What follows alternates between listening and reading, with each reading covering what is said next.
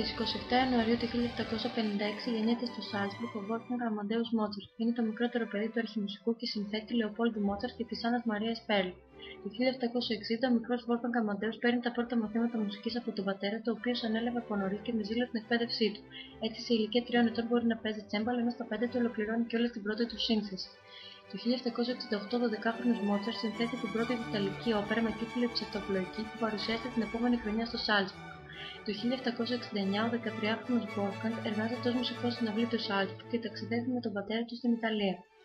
Το 1777, παράλληλα με τη συνθετική του δραστηριότητα που εκτείνεται σε συμφωνίες κουαρτέτα ερχόντων, σερενάτες, κονσέρτα για πιάνο αλλά και έργα εκκλησιαστικής μουσικής, ο νεαρός Μότσαρτ επισκέπτεται το Μανχάιμ όπου γνωρίζει και ερωτεύεται την τραγουδίστρια Αλοΐσια Βέμπερ.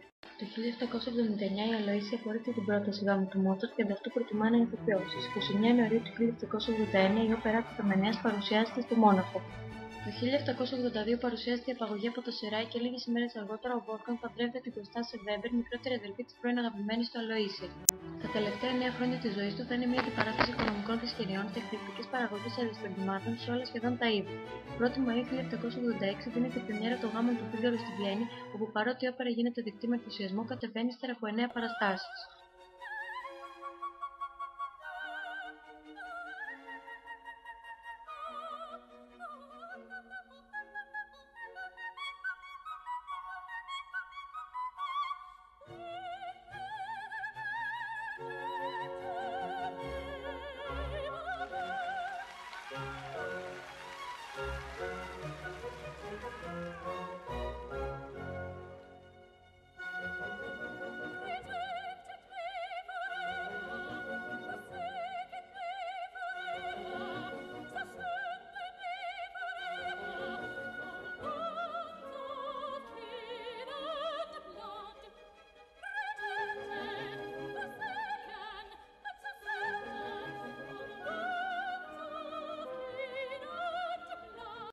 Το 1787 ο Wolfgang συνθέτει το αριστούργημά του Don Giovanni αλλά και την περίφημη μικρή νυχτερινή μουσική.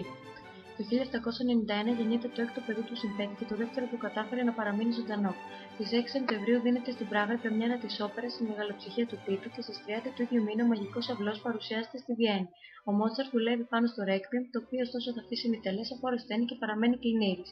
Στις 5 Δεκεμβρίου ο συνθέτης πεθαίνει σε ηλικία 35 ετών και ενταφιάζεται σε ομαδικό τάφο. Οι συνθήκες του θανάτου του αλλά και η βιασύνη να ταφεί με τον τρόπο αυτόν ένας από τους πλέον φημισμένους άνδρες της Βιέννης έχουν οδηγήσει σε διάφορες συγκλονιστικές θεωρίες.